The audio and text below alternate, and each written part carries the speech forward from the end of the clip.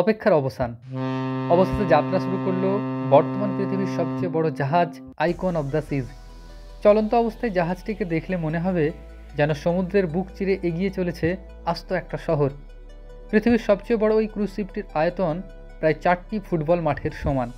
27শে জানুয়ারি America যুক্তরাষ্ট্রের Miami port থেকে Caribbean দ্বীপপুঞ্জের উদ্দেশ্যে এটি রওনা হয়।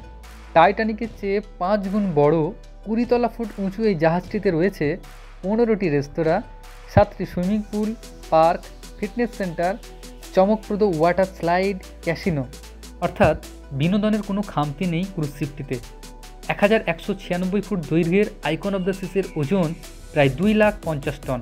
20টি ডেক বিশিষ্ট আইকন অব সিজের সর্বোচ্চ যাত্রী ধারণ ক্ষমতা 7,600। জাহাজটির পরিচালন কার্যে প্রায় 2,000-এরও বেশি ওয়েল ট্রেন্ড নাবিক থাকবে। 2020 সালের 28শে জানুয়ারি জাহাজের নির্মাণ কাজ শুরু হয়। ফিনল্যান্ডের মিয়াতুর্কু শিপইয়ার্ডে জাহাজটি তৈরিতে খরচ হয়েছে প্রায় $2 বিলিয়ন, যা ভারতীয় মুদ্রায় 200 কোটি টাকা।